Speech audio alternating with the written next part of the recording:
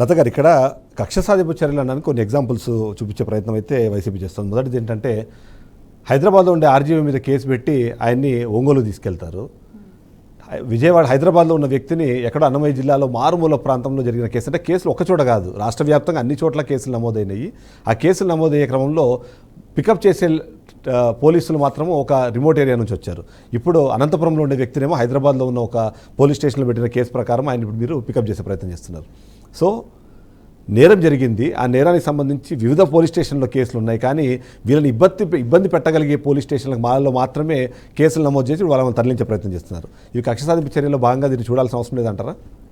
ప్రతిదీ మీరు కక్ష సాధింపు చర్య అనటం ఫస్ట్ మానేయండి. ఎందుకో తెలుసా, ఇది కక్ష సాధింపు చర్యలు కాదండి. ఎవిడెన్స్ లేకుండా ఒక కేసు పెడితే, ఇప్పుడు కేసు పెట్టే ధైర్యం ఉండాలి. ఏ పర్సన్ అయితే కేసు పెడతాడో ఆ పర్సన్కి ధైర్యం ఉండాలి. ఎందుకంటే రేపు పొద్దున మనమేం ఫేస్ చేయాల్సి వస్తుంది అనేది ఒక భయం అనేది ఉంటుంది.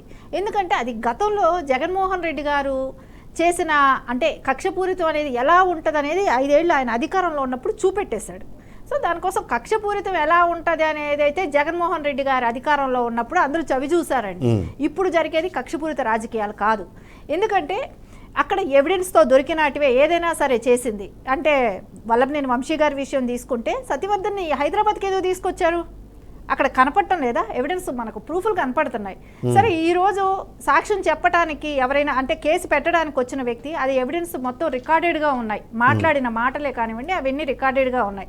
సరే, ఇవన్నీ అయితే కక్షపూరితం అని వాళ్ళు చెప్పటం, మేము కాదనటం. ఒకవేళ కక్షపూరితం అని అంటే, వాళ్ళు రెడ్ బుక్ అని అంటే 151 మంది మీద మేము కక్ష సాధించుకోవాలి, దాంట్లో ఎంపీలు ఉంటారు, ఎమ్మెల్సీలు ఉంటారు, రాజ్యసభ సభ్యులు ఉంటారు, అందరూ నాయకుల మీద ఆడ ఎవరు ఏమీ చేయలేరండి. ఎవరైతే బాధపడ్డారో, ఎవరైతే వాళ్ళ బాధని వ్యక్తపరచాలనుకున్నారో కేసు పెట్టారనుకో, కేసు మీద యాక్షన్ అయితే తీసుకోవాల్సిన పని లేదంటారా? కేసు మీద యాక్షన్ తీసుకోవాలి, ఖచ్చితంగా తీసుకోవాలి. తీసుకోనప్పుడు ఇప్పుడు అనిత గారిని అంటున్నారు, అనిత గారిని ఏ రకంగా ట్రోల్ చేశారు, ఏ రకంగా మాఫింగ్ చేశారు, ఆవిడ పర్సనల్ అటాక్ ఎలా చేశారు, అది వీళ్ళకి కనపడలేదా? వీళ్ళు చేసింది వీళ్ళకి కనపడదా? ఇంకొకటి, సొంత చెల్లినే చేశారు ఆయన గవర్నమెంట్. ఆయన సీఎంగా ఉన్నప్పుడు సొంత చెల్లెలు ట్రోల్కి గురి అయింది, తల్లి ట్రోల్కి గురి అయింది. తల్లిని కూడా ఏమన్నారో తెలుసా అండి, ఆయన షర్మిల గారు రాజశేఖర్ రెడ్డికే పుట్టారా అని మాట్లాడారు. అంటే మీరు ఒక నిమిషం ఆగండి, అసలు అట్లాంటి మాటలు మాట్లాడించింది ఎవరు? జగన్మోహన్ రెడ్డి గారా కాదా? ఎందుకంటే ఒక అన్న సీఎంగా ఉన్నాడు, ఒక చెల్లెలు అలాంటి మాట పడుతుంది, ఒక తల్లిని మాట్లాడుతున్నారు. ఆ రోజున వాళ్ళు ఎందుకు అదే మాట్లాడింది వైసీపీ వాళ్ళే కదా, ఎందుకు అరెస్ట్ చేయలేకపోయారు, ఎందుకు వాళ్ళ మీద యాక్షన్ తీసుకోలేకపోయారు? మెయిన్ సబ్జెక్టే అది. ఎంతమంది మహిళల్ని ట్రోల్ చేశారు, అదే అసెంబ్లీ సాక్షిగా ఆ రోజున ఉన్న స్పీకర్ గారు ఇలాంటి బూతులన్నీ మాట్లాడుతుంటే ఆయన హావభావాలేంటి, అది మీకు తెలియట్లేదా? అంటే ఇక్కడ ఏంటంటే మేం చేస్తే రైటు, ఇప్పుడు ఎవిడెన్స్తో సహా ఎవరైనా సరే ఇక్కడ అరెస్ట్ అవుతున్నారు. మీరు ఇంకొక మాట అండి, వీళ్ళు అన్నారు తెలుగుదేశం ప్రభుత్వం రాగానే 36 హత్యలు జరిగిపోయాయి అన్నారు. అసెంబ్లీలో కూడా మాట్లాడారు ఇదే మాట. సరే, దానికి ఉన్నది ఏదో, దాని ఎఫ్ఐఆర్ కాపీలు ఇవ్వండి, కేసు పెడతాం. సరే, యాక్షన్ తీసుకోకపోతే అదే పోలీసుల మీద మేము యాక్షన్ తీసుకుంటామని అన్నారా లేదా? నారా చంద్రబాబు నాయుడు గారు అన్నారు. ఉండండి, జస్ట్ ఒక మాట, హోమ్ మినిస్టర్ గారు కూడా అన్నారు. కానీ దాన్ని ఏమీ చెప్పకుండా షర్మిల గారి గురించి మాట్లాడారు అని చెప్పి మీరు చెబుతున్నారు. 2014 నుంచి 2019 మధ్య బాలకృష్ణ గారి ఇంటి నుంచే షర్మిల గారి మీద దుష్ప్రచారం చేశారు అనే విషయాన్ని ఎవరండి చెప్పింది? ఎవరు చెప్పారు? అది ఎవరైనా కల్పించచ్చు. ఒక సీఎం గా ఉండే వ్యక్తి అదే రాష్ట్రంలో ట్రోల్ అవుతుంటే, అదే వైసీపీ నాయకులు మాట్లాడుతుంటే ఎందుకు మీరు యాక్షన్ తీసుకోలేదు? వైసీపీ నాయకులే మాట్లాడారు కదా, వైసీపీ నాయకులే అటాక్ చేశారు షర్మిల గారిని. ఆ రోజున ఎందుకు తీసుకోలేదు?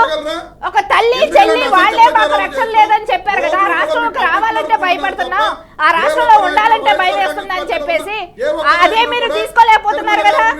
ముందు నేను చెప్పేది ఒకటే ఒకటేనండి, Right. ముందు మీరు మహిళలకు విలువ ఇవ్వటం నేర్చుకోండి. ప్రతి మహిళని కూడా ఏ రకంగా వైసీపీ గవర్నమెంట్ లో ట్రోల్ చేశారు, మీరు కేసులు పెట్టారు అని అన్నారు, కేసులు మీ మీద హత్యా ప్రయత్నాలు జరిగాయి అన్నారు, అది ప్రూవ్ చూపెట్టండి, అది Yes. చూపెట్టండి. Yes. రమేష్ గారు. చంద్రబాబు నాయుడు Yes. గారు కూడా అడిగారు కదా, Yes. One అది second. సమాధానం చెప్పలేక ఢిల్లీ వరకు వెళ్ళి Yes. దీక్ష చేసి Yes. Red Yes. Book One second. One second. Ramesh గారు. అది రమేష్ గారు. అర్థం వస్తుంది. రమేష్ అంటే గారు. మీ దగ్గర ఏమీ ఎవిడెన్స్ లేదు, నిందలైతే వేస్తారు, షర్మిల నిందలైతే గారి గురించి మాట్లాడతారా, అలాగే నిందలు వైఎస్ఆర్ మాట్లాడకండి. కాంగ్రెస్ పార్టీలో ఏ నాయకుడు మాట్లాడు, ఒక నాయకుడు పేరు చెప్పమనండి, ఏది ఒక్క నాయకుడు పేరు. ఎందుకు మీరు వైసీపీ మొన్న recent గా అందరూ మాట్లాడాలి, అందరూ మాట్లాడాలి. అసెంబ్లీ సాక్షిగా ఒక్క వ్యక్తినిగా చేసి నారా చంద్రబాబు నాయుడు గారిని ఓన్లీ ఆయన్ని మానసికంగా బాధ పెట్టాలనే ఒక్క ఉద్దేశంతోనే మహిళల్ని మాట్లాడారు. అయితే రమేష్ గారు అవన్నీ చేసింది ఎవరు? నోరు అంటే వైసీపీలో ఉన్న రోజులు ఏం చెప్పారంటే 30 ఏళ్ళ అధికారంలో ఉంటాం, 30 ఏళ్ళ అధికారంలో ఉంటాం, ఏమైనా మాట్లాడండి, ఏమైనా చేయండి అంటే సరిపోదు కదా. కంక్లూజన్ వైపు వెళ్దాం.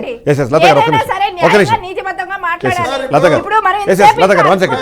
కానీ Yes, yes. నేనేమైనా మిమ్మల్ని తిట్టానా? మిమ్మల్ని రైట్ రైట్ ఏమైనా రైట్ రైట్ తిట్టానా? అట్లా లత గారు, మాట్లాడుకోవాలి కానీ లత గారు, వన్ ముందే second, one second notes please, బూతులు వన్ సెకండ్ ప్లీజ్. మాట్లాడడం ఎస్ ఎస్ కరెక్ట్ కాదు.